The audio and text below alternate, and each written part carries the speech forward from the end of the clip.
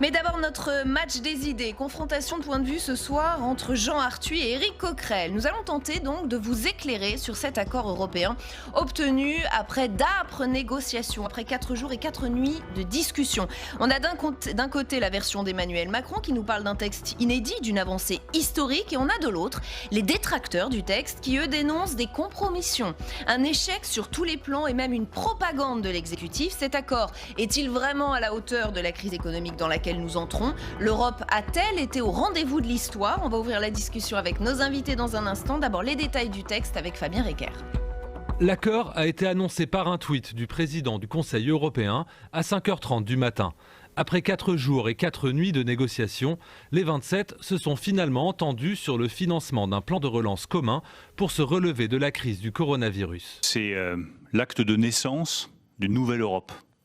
Donc c'est effectivement un jour historique parce que pour la première fois de son histoire, l'Europe accepte de lever de la dette en commun. C'est de la dette qui va être levée par les 27 États membres. Une dette commune qui va permettre de financer une enveloppe de 750 milliards d'euros.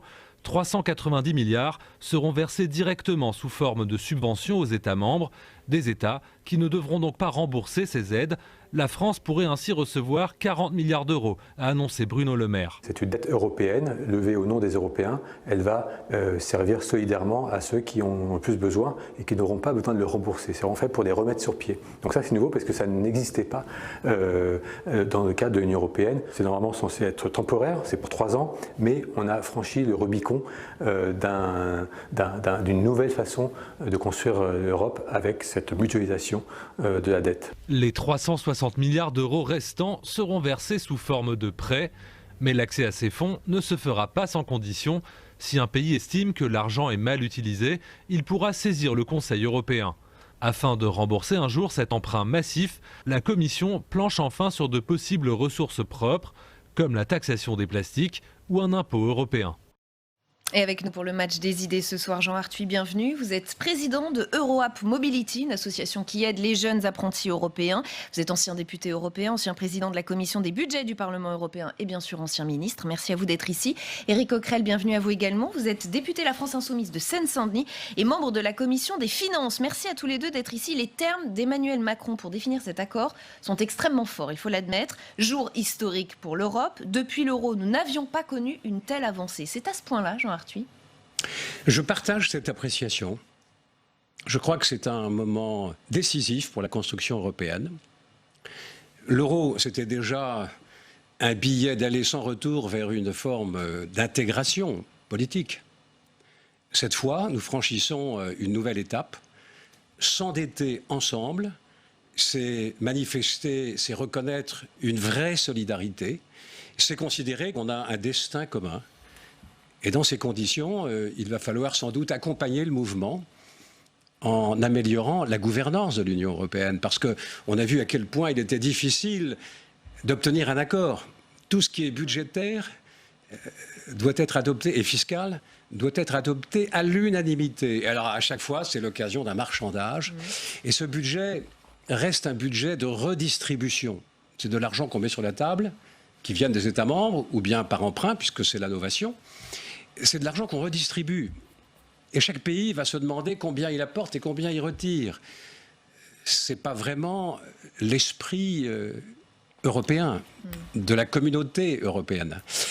Il y aura là des progrès à accomplir. Et c'est vrai que pendant ces 4 jours et ces 4 nuits, là où on attendait un débat politique, quelle Europe voulons-nous pour répondre aux attentes, aux préoccupations des citoyens européens? Par moments, c'était plutôt la discussion de comptables. Éric Coquerel, du côté de la France Insoumise, on est beaucoup moins emballé par ce plan. On a entendu différents membres de votre parti politique. Expliquez-nous pourquoi. Je dirais que si c'est un jour historique, parce qu'il y a des annonces grandiloquentes, de propagande, etc., dans ces cas-là, Waterloo était une victoire. Parce que franchement, quand on regarde le plan en détail, moi j'aimerais être de l'avis de Jean Arthuis, mais quand on regarde le plan en détail, ces 4 jours ont accouché d'un plan au rabais. Alors d'abord, au niveau de la somme, il faut bien comprendre une chose, c'est que la somme, c'est au final 750 milliards, dont 390 seulement d'aide, le reste étant des prêts directs, des prêts aux États. Le Parlement européen réclamait 2000 milliards. Monsieur Breton, commissaire français européen, réclamait 1600 milliards. Pourquoi ? Parce que 750 milliards, c'est 5% seulement du PIB de l'Union européenne. L'Union européenne vient d'en perdre 8,3%. Donc ça ne compense même pas cette somme. Donc déjà, ça a été un rabais. Deuxième chose, ça a été fait, comme ça a été dit, avec une contrepartie. Parce que moi, je n'ai pas vu vraiment d'esprit européen. J'ai vu un marchandage dans lequel certains États, s'appuyant sur ce que les autorisait les traités, ont marchandé leur aide. Alors, de deux manières. Il y a eu des baisses de subventions, par exemple, c'est-à-dire de la part de ce qu'on a appelé les États frugaux, notamment du Nord. Mais figurez-vous que l'Allemagne fait partie de ces États. Sur 7 ans, elle va économiser 10 milliards. La France, non. Et au total, cette aide, donc on dit mutualisée, de 390 milliards, on s'aperçoit qu'en réalité, elle sera remboursée au prorata de la contribution de chaque État membre. Figurez-vous, pour la France, ça veut dire que la France va rembourser 66 milliards alors qu'elle va toucher 40 milliards. On pourrait se dire, bon, qu'importe, la France contribue à la solidarité. Elle est généreuse. D'accord, sauf que ce n'est pas le cas des autres États membres. Et qu'en plus de ça, ça va se faire avec des conditions. Ça a été dit dans votre reportage, effectivement. C'est-à-dire que ce n'est pas de l'argent qui vient en contribution de la crise du Covid, etc. C'est de l'argent qui, avec des conditions qui sont ceux du semestre européen, c'est-à-dire les conditions d'austérité. Il y a aussi un droit de freinage de la part des pays qu'ils voudront pour dire non, on n'accepte pas finalement que cette aide soit. Donc ça va être un perpétuel marchandage, mais avec quelque chose qui est un plan à la fois insuffisant, sous condition et dans laquelle la France perd gros. Vous parliez des concessions, on a préparé un petit tableau et je vous donne évidemment la parole dans un instant, Jean Arthuis. On va jeter un coup d'œil à ce qu'il a fallu céder. On a revu à la baisse les subventions, effectivement, les 390 milliards au lieu des 500 milliards qui étaient voulus, je le rappelle, par la France et l'Allemagne notamment. On a augmenté les rabais accordés aux pays qui jugent leur contribution au budget de l'Union européenne disproportionnée, comme les Pays-Bas et l'Autriche. Ça, c'est choquant. Et alors, vous allez avoir l'occasion de nous répondre. Et Jean-Luc Mélenchon qui a tout de suite publié ce tweet. Macron a tout cédé, des rabais de cotisations aux pays radins, des contrôles de dépenses, la baisse du montant du plan de relance, etc. Bérésina, au secours, la propagande. Est-ce que c'est vrai qu'il y a un petit peu de propagande dans le discours officiel, nous présentant cet accord comme un accord historique ? Mais l'Europe, c'est le compromis. Et les traités font qu'en matière financière, budgétaire, fiscale, il faut l'unanimité. Et donc, le rendez-vous est tous les 7 ans, lorsqu'on prépare le cadre financier pluriannuel. Le Parlement européen n'est pas tout à fait un parlement comme les parlements nationaux des grandes démocraties, puisque le Parlement européen ne vote pas l'impôt, puisque l'Europe n'est pas un État. Donc on ne discute que les dépenses. Et les dépenses sont corsetées dans un cadre financier pluriannuel. Et ce cadre financier pluriannuel, négocié tous les 7 ans, doit être approuvé à l'unanimité par les chefs d'État et de gouvernement. Alors chacun vient avec ses revendications. Je pense aux Hollandais, par exemple. Ils ont réussi à obtenir de l'Europe, alors que les ressources propres de l'Europe sont les droits de douane, qui ne représentent plus que 10%, puisqu'on n'arrête pas de signer des traités de libre-échange. Bon. Tout arrive pratiquement par Rotterdam et Amsterdam. Eh bien, ils ont réussi à négocier de garder 20% des droits de douane qui sont perçus, alors qu'ils sont les ports principaux de dédouanement de tout ce qui vient de l'extérieur de l'Europe. Vous voulez dire qu'il y a des régimes particuliers pour certains Absolument. pays, donc ça relève d'un problème structurel de notre fonctionnement. Chacun négocie. En plus, il pratique ce qu'on appelle le ruling fiscal. C'est dans ces conditions que les géants du numérique, les géants du GAFA, Google en particulier, font transiter les bénéfices qu'ils obtiennent en Irlande par les Pays-Bas pour ne pas payer d'impôts et envoyer les fonds aux Bermudes. Bon. La solidarité, là, a du mal à s'exprimer. Ils ont une législation telle que des grands groupes installent leur holding aux Pays-Bas. ADS, Renault et quelques autres. Donc vous pointez des problèmes structurels dans cette Europe. L'Europe est ce qu'elle est. Et pour l'instant, il faut faire avec les traités tels qu'ils sont. Je pense que ce qu'il va falloir, c'est commencer à sensibiliser les opinions publiques, car chacun vit dans son égoïsme national. Et chaque chef d'État ou de gouvernement aura tendance à dire à son opinion publique qu'il a été formidable et qu'il a préservé les intérêts du pays. L'Europe attend autre chose. Et le budget de l'Europe ne doit pas être simplement de la redistribution de fonds. Il faut que l'Europe prenne en charge ce que les États ne peuvent plus assumer du fait de la mondialisation. Les migrations, le climat, la lutte contre les paradis fiscaux, contre les optimisations fiscales, que l'Europe se charge également de la sécurité, de la défense.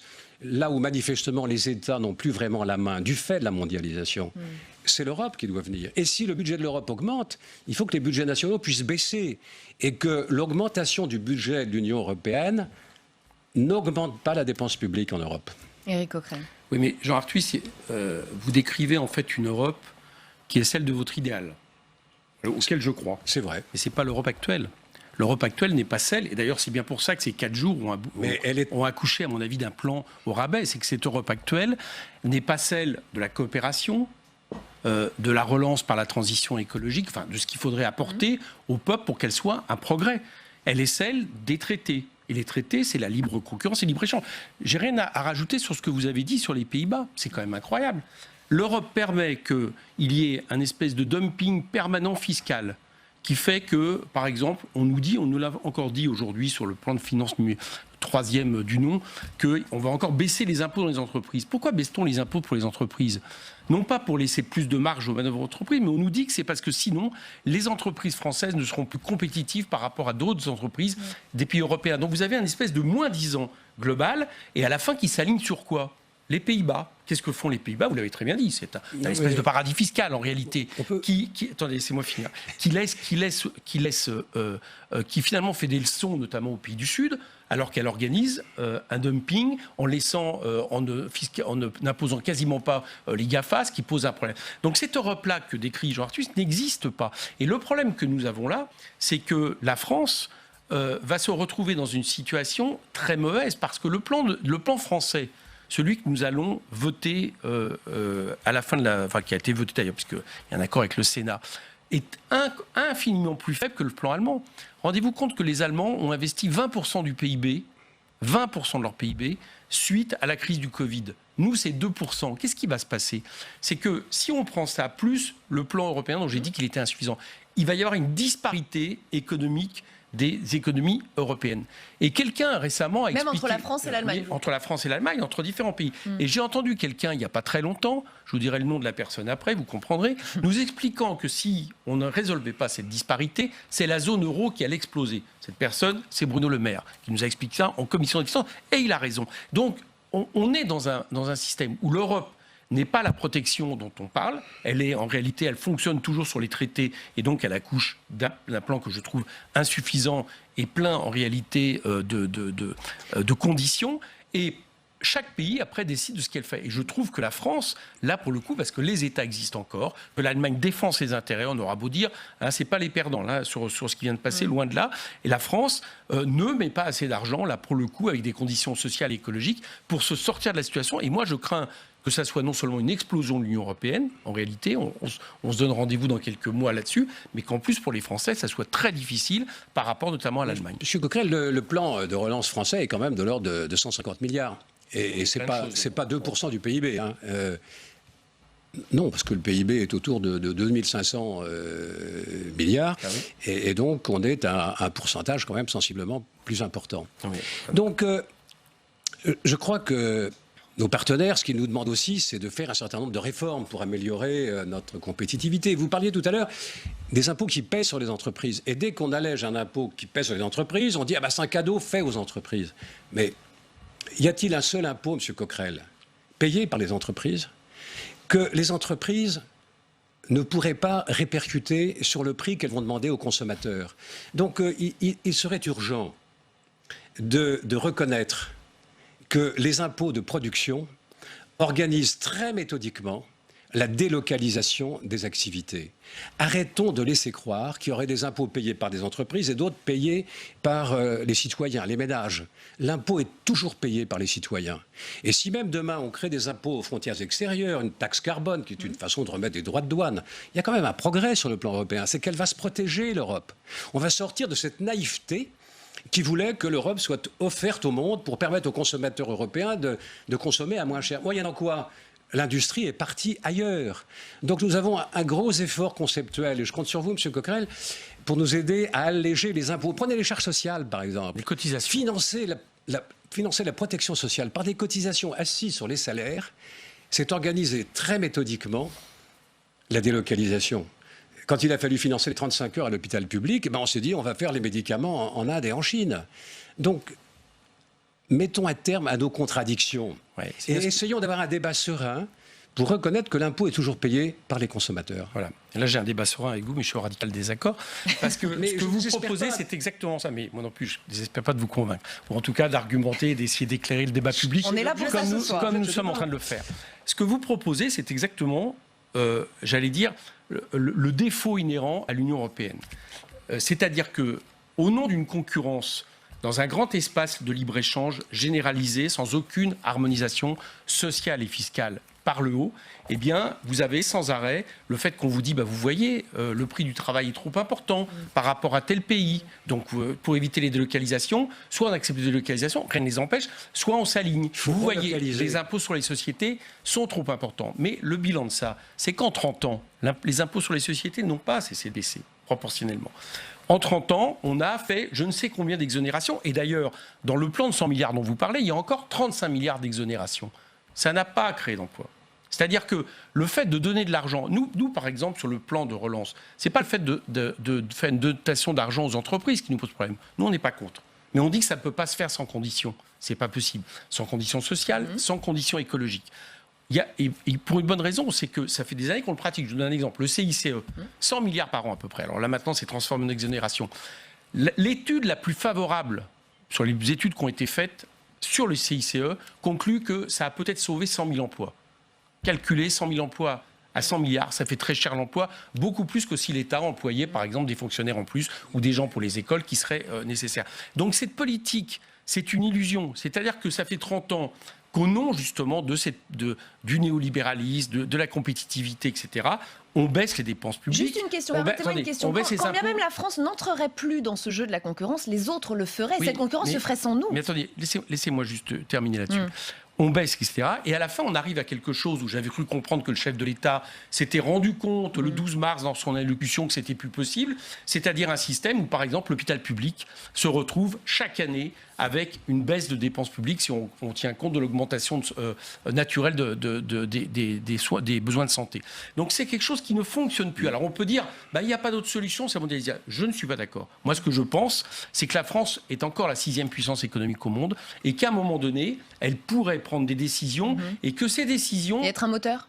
Être un moteur. C'est-à-dire que, par exemple, les pays du Sud, qui connaissent à peu près les mêmes problématiques que nous, regarderaient peut-être ce qu'on fait, plutôt que le fait de dire, de suivre, j'allais dire même sans à certains moments, certaines mesures qui vont dans le bon sens, l'Allemagne, par exemple. Parce que l'Allemagne, là, vous me dites les 100 milliards. Les 100 milliards, le problème, c'est que dans les 100 milliards, Jean-Arthur, vous le savez, 150 même. Il y a des choses très différentes. Il y a des exonérations, je viens d'en parler. Ça participe. Il y a des prêts. Oui, d'accord, mais c'est pas 100 milliards mis sur la table. Les Allemands, ils ont mis un plan très important mis sur la table, d'accord. Ils l'ont fait par rapport à leur économie, parce qu'en réalité, c'est eux qui décident de ce qui seront les déficits ou pas, et n'empêche, pour l'instant, leur économie redémarre plus vite que nous. Bon, c'est ça le problème, et je crois qu'il faut arrêter. Alors, je réponds juste à une chose, après je vous laisse la parole. Je suis d'accord avec vous sur les taxes carbone, sur en gros le protectionnisme. Nous, on appelle l'écologie. Il faut un protectionnisme intelligent. Mais si l'Europe ne fait pas, on fait quoi ?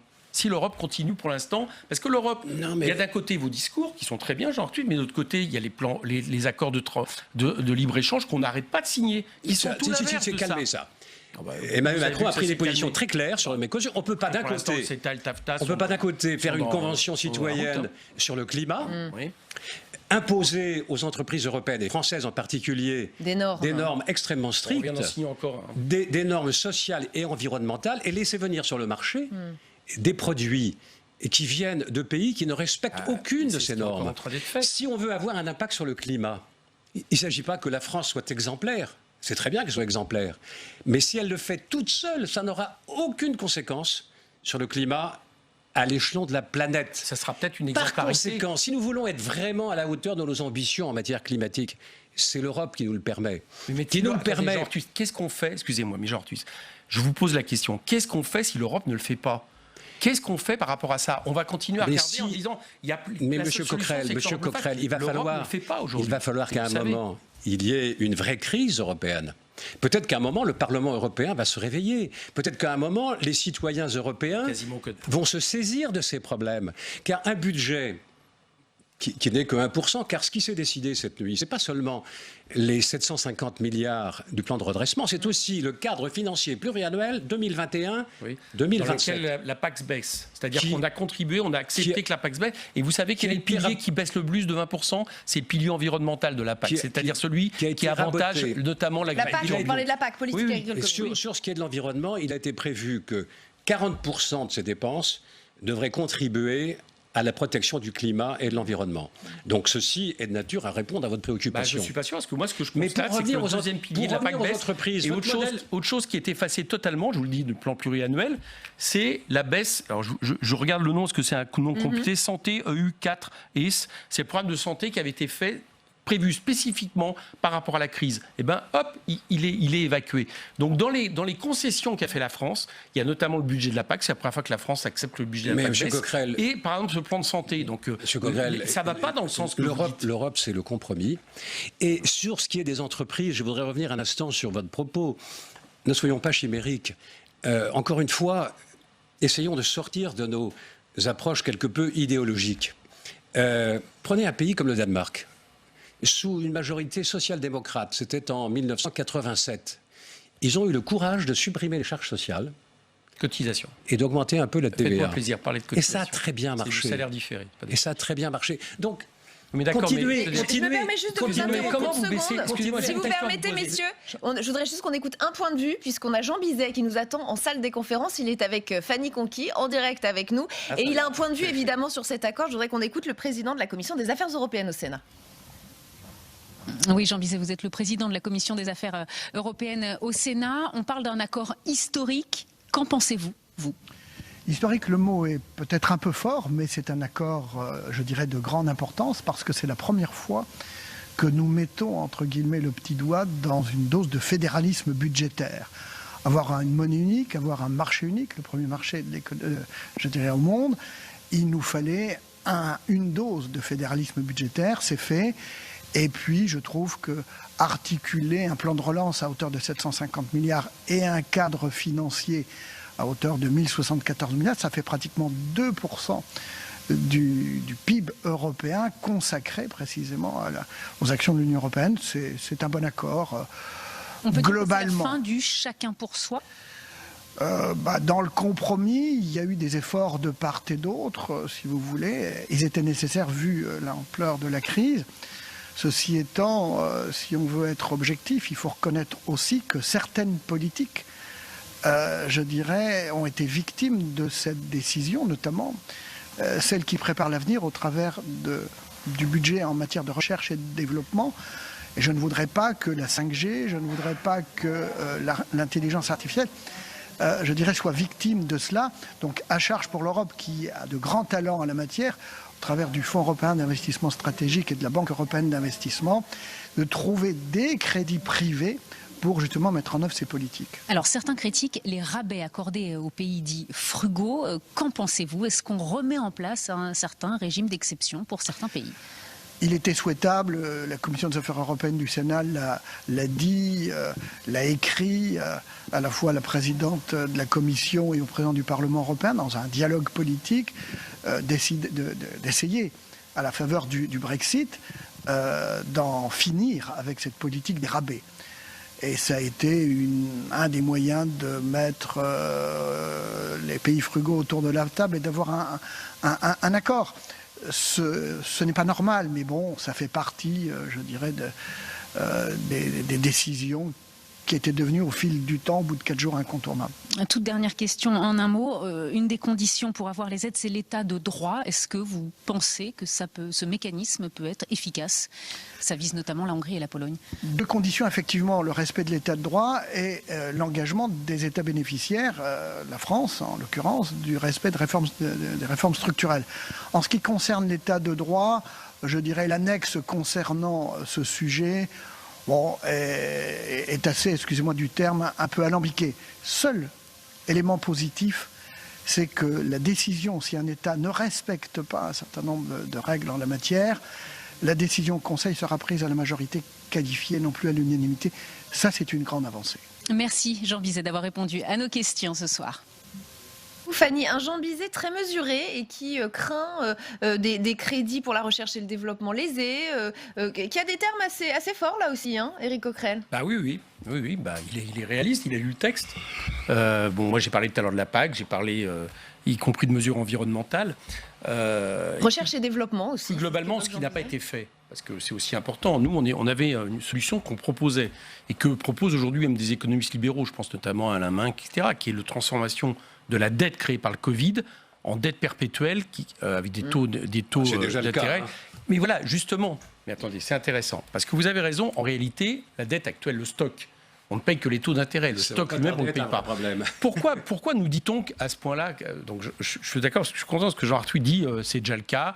L'autre fois, j'étais avec Éric Woerth qui explique qu'en réalité, on ne le paye pas. Or, ce sont les mêmes, peut-être pas Jean Arthuis, mais Éric Woerth, ou le gouvernement qui, en général, nous font le chantage à la dette, dire « Oh, mais vous vous rendez compte, vous endettez les générations à venir ». On nous dit maintenant que le stock, on ne le remboursera pas. À quoi ça sert ? Ça sert justement, au nom de la dette, à faire en sorte d'imposer des politiques d'austérité au peuple européen, des politiques de structure, ce que Jean Arthuis appelle de ses voeux, c'est-à-dire on baisse par exemple les cotisations sociales. Je rappelle que si on baisse les cotisations sociales, à un moment donné, on ne va pas pouvoir être pour des plans hôpitaux publics, parce que c'est quand même là-dessus que c'est assis, etc., pour ce qui a servi de matelas social à la France.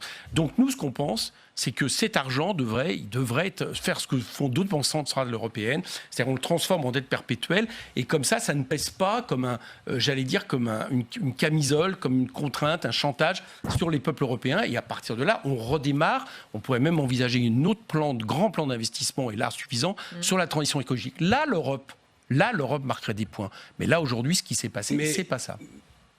La messe n'est pas complètement dite, parce qu'il faut que ça passe devant le Parlement. Et le Parlement pourrait, pour une fois, parce que pendant 40 ans, on a eu un duopole entre les sociodémocrates et les conservateurs. Ce duopole n'est plus à lui seul majoritaire. Il était très soumis au Conseil, ce duopole. Peut-être que le Parlement va être animé d'un sursaut pour contester certaines... Ça devient un conte de fées, là. On a presque le sentiment que vous le souhaitez, Jean Arthuis. À la fin de cette émission, vous nous direz qu'il n'est pas du tout historique. Il faut faire très attention parce que... je l'aurais convaincu. Dans le cadre financier pluriannuel, il y a eu certainement des coupes. J'espère que sur certains points, par exemple sur Erasmus, on va rétablir des crédits. Et que la copie qui est sortie de ce sommet n'est pas la copie définitive. Il faut passer devant le Parlement. Sinon, l'Europe ne serait qu'une illusion démocratique. C'est-à-dire que les chefs d'État et de gouvernement se réunissent de temps en temps, font un sommet, bouclent tout, et puis après, il n'y aurait plus rien à dire. Je crois que c'est assez la réalité. Alors, ça a souvent été ça. Mais peut-être qu'il faut que ça change. Et peut-être que si le Parlement résiste un peu, et je ne dis pas se rebelle, mais proteste, peut-être qu'à ce moment-là, l'opinion publique va commencer à s'intéresser. Il ne faut pas qu'on reste dans l'entre-soi, voyez-vous. Ça, je suis d'accord. Et moi, je fonde beaucoup d'espoir sur la construction européenne. Parce que je pense qu'à l'heure de la mondialisation, une partie de nos souverainetés nationales, M. Coquerel, nous n'avons plus les moyens de les exercer. De quel poids est la souveraineté française, même si le gouvernement était aux mains de la France insoumise? De quel poids pèserait la France par rapport aux géants du numérique? Du poids qui est la sienne, par exemple, le pays qui a la deuxième surface maritime au monde, un pays qui est la sixième puissance économique. Non, mais un pays, attendez, laissez-moi vous dire, par exemple, nous, ce que nous ferions, nous refuserions, par exemple, au nom de la souveraineté sanitaire, que comme ça continue à se faire, contrairement à ce que dit M. Macron, des entreprises qui produisent des choses absolument indispensables soient délocalisées. Voilà. On ne supporterait pas l'idée, par exemple, que Nokia annonce des suppressions d'emplois sous couvert du Covid-19, alors même qu'on sait que c'est un plan de restructuration depuis 2018. Nokia, à qui on avait cédé Alcatel, dont je vous rappelle qui avait les brevets sur les... On a financé les 35 heures à l'hôpital et dans le système de santé en délocalisant les médicaments en Chine et en Inde. C'est pas ça le problème. On a décidé tout d'un coup qu'on appliquait des recettes d'austérité à l'hôpital. Bon. C'est ça le problème. Mettons-nous d'accord. Donc, je pense que là où nous ne sommes pas d'accord, mais par contre, je crois qu'on a des idéaux qu'on pourrait partager sur. Voilà, où nous ne sommes pas d'accord, c'est que je crois qu'il faut arrêter avec ces politiques néolibérales qui pensent qu'en réalité, au nom de la compétitivité, vous baissez au fur et à mesure tous les moyens qui permettent de payer les mécanismes sociaux, les mécanismes de solidarité, et qui a quand même construit, j'allais dire, un certain équilibre et une certaine vision de la République en France qui me satisfait, qui est en train de s'éclaircir. L'Europe avait été pleine de naïveté dans ces accords de libre-échange. On avait fini par vendre l'Europe aux consommateurs, vous le consommerez à moins cher. Mais c'est comme ça qu'on a mis en difficulté les producteurs. Donc l'urgence, c'est de réconcilier les producteurs et les consommateurs. C'est là qu'on créera de l'emploi. Parce que Jean Arthuis considère qu'un pas a été franchi avec cet accord. Et que l'Europe se protège. Et je on pense que s'arrêtera pour là. la France, c'est un pas en arrière. Merci infiniment à tous les deux d'avoir échangé sur ce plateau, d'avoir participé à ce match des idées. LPL continue avec notre grand débat. On va s'arrêter sur l'adoption définitive d'une proposition de loi pour mieux protéger les victimes des violences conjugales. Le vote solennel a eu lieu au Sénat tout à l'heure. Le texte suit le Grenelle qui avait été